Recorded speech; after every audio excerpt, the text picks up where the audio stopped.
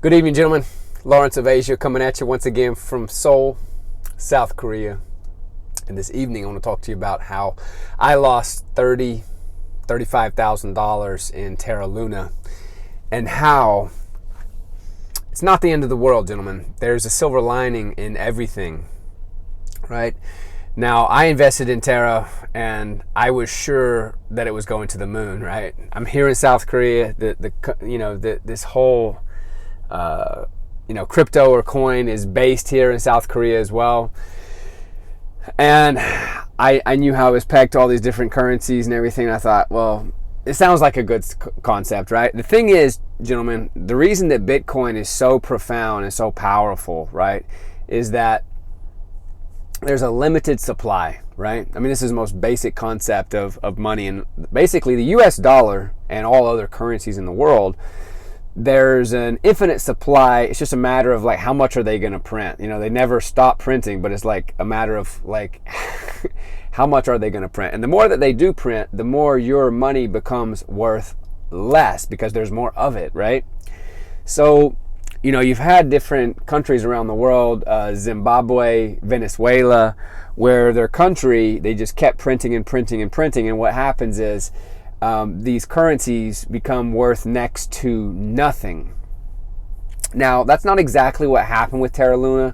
I'm not going to go into the details of exactly what happened, but essentially it's pegged to the UST. People kept trading back and forth, and just like it had this positive spiral upwards and it just could not come down, and it was a perpetuating cycle, the exact same thing basically happened in reverse, and it was always susceptible to this market manipulation, or not even necessarily manipulation. It just always had this vulnerability. So gentlemen, if you're going to invest in cryptocurrency, you want something safe long term that can really only go up long term, that's going to be Bitcoin, gentlemen. It's an asset that the governments cannot, if you have it on a hard wallet, a USB or whatnot, gentlemen, there's no way that governments can touch it, right? It's basically your it's an asset that can't be seized, gentlemen. So if you do have a lot of money, don't keep it in Coinbase or in Binance or whatnot. I had my money in Binance. I'm basically down to nothing right now. All right, gentlemen. The silver lining is that it basically lit a bit of a fire under my ass and has me more focused on my business, taking my business more seriously, right? $30,000 may seem like a lot of money to some of you guys, but it also may not seem like very much at all to other you gentlemen. And I have to say, I was a little bit too comfortable, and I really would prefer to have more of a fire under my ass.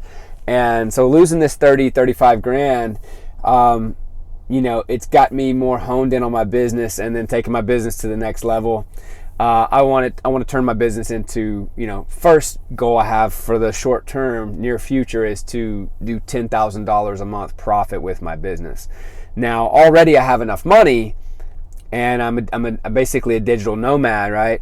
I can go anywhere with my family, and we have enough to basically travel the world. And then if we're spending too much, let's say in Europe or in the States, we can always retreat to Southeast Asia or Eastern Europe and spend less money, South America or whatnot, and spend far less, in those countries. However, I want to have more freedom and be able to go anywhere.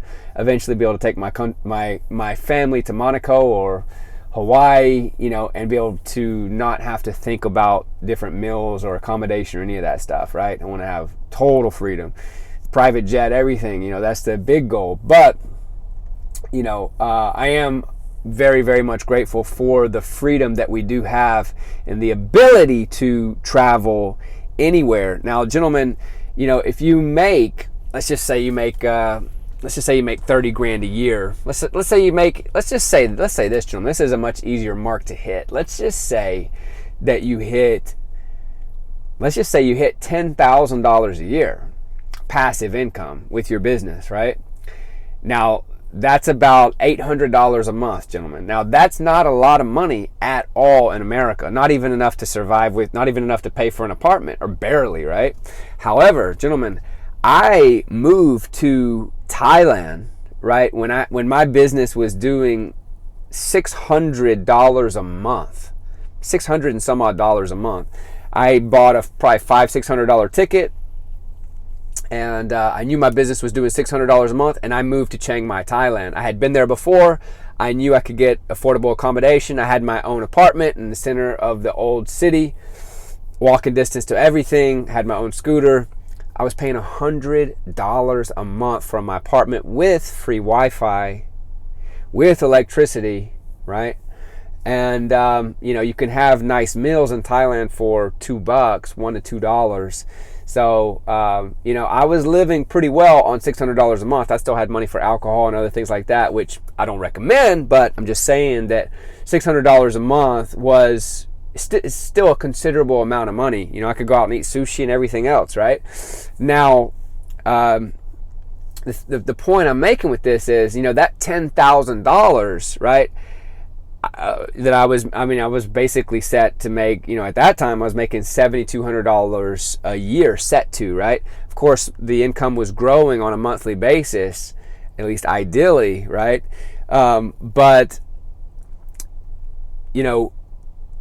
that $7,200 that I was set to make, it was really more like 40 or 50 grand a year if I was in the States. So it was as though my income was worth 7 times more, right?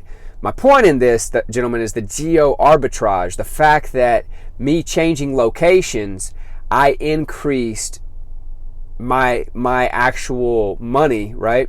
Geo arbitrage, the amount of money that I had, real money I had, was really more like 50 grand a year than it was 7 grand a year, because of where I was specifically in Chiang Mai, Thailand. I say your money goes 5 to 7 times further there than it would in your home country of, say, the US, Australia, or many places within Europe, right? So that's my big point here, gentlemen, is that, the lifestyle I've created for myself, I make my money in US dollars, but I can spend it anywhere I like, and I can go anywhere I like, right? So, most people live in the city that they live because they can get a job there, right? Now, if you can make money from your computer and you can live anywhere, right, then you may be able to multiply your money times 10, the perceived value that your money has. And gentlemen, it's really hard to imagine this, right? But when you go out and you start spending money, like if I lived in LA, I wouldn't just go out and buy juices per se. I mean, that might cost me $8, $10, $12 for a juice, right? I wouldn't just, without thinking, go to restaurants and buy juices, right? I wouldn't do that, right? I'd make my juice at home. Well, when I'm in Southeast Asia, I don't think about that type of thing. I get as many juices as I want. I get as many smoothies as I want. I eat out as much as I want. I eat as much as I want. I eat where I want, right? And I don't have to think about that type of thing. I'm not pinched for money, right? I feel very, very well off. Now, I'm speaking even in retrospect when I used to make considerably less, when I used to make like only $600 per month. Now, gentlemen, previously when I was traveling, I was traveling on very, very little, gentlemen, and I'd make a couple grand in the States, and then I would travel as long as I possibly could throughout Southeast Asia or Central and South America. And I would spend next to nothing. Like the first 80 days of my travel, I can remember I spent $20 on a hostel once, right? So the first 86 days of my travel, I paid for accommodation only one time, gentlemen. I was originally staying, when I first started traveling, I was staying in Yosemite National Park, right? And I was supposed to be paying like $20 a night for the camping. Well, I just packed up my hammock in the morning, and it was in my backpack, and it was in a bear locker with some other German friends, right? And my stuff was put away. I never paid for that camping fee, right? The point is, gentlemen, is I was basically making a point to stretch my money as far as I possibly could. Now, you can do the same thing, but perpetually when you have passive income. Now, gentlemen, I know there's not many people online that are going to tell you this. They're going to tell you, a lot of the gurus are going to tell you, you know, you need 10 grand a month, or some people will tell you that's nothing, right? You need 20 grand a month, or you need at least $1 million in assets, etc., etc. Gentlemen, I truly subscribe to the 4-hour work week philosophy for this reason, that your youth, the time that you have when you're young, right? The vitality that you have when you're young is worth more than when you're 60 and older, right? Live your life now. Live your richness of experiences now. The new rich is living rich now. And that's not about spending a certain amount of money. That's having rich experiences, right? That can be had with travel, gentlemen. New experiences where you're hearing new languages, you're trying new foods, you're seeing new culture, right? You're experiencing a different way of life. That richness, gentlemen, that really, really invigorates and awakens your soul. That's, to me, that's true richness, gentlemen. And that can be had for little to nothing. Now, you don't need a lot of money to do that. Like I've mentioned, and I mention often, you only need really a camping hammock and a thumb, and you can travel the world, okay? That's really all you really genuinely need, gentlemen, and a passport. Now, you may be able to do it as a refugee without a passport. You know, you just hop on and off different boats, right, at the right time. But that's the thing, gentlemen, is you really don't need a lot of money. You really just need to have a will and a true desire, right? If you want it more than anything in the universe will assist you in that dream, gentlemen. It will happen. The magic of the universe will show itself. All right. So, making your money go further, gentlemen. Now, you could shoot for the moon, gentlemen. You know, you could look to make, let's just say, you know, you want to put yourself in the top 1%. That might be 250 grand a year. That might be $354,000 a year in the States to be in the top 1%. Income wise, now that's different than asset wise, right? Now, you know, it's really not necessary. Now, there's an index that says this. Let me step back for a second, gentlemen. If you are making $75,000 a year or more, and now that number might have been pushed up to $80,000 or $85,000 a year, it's said that there's no difference in your perceived happiness, right?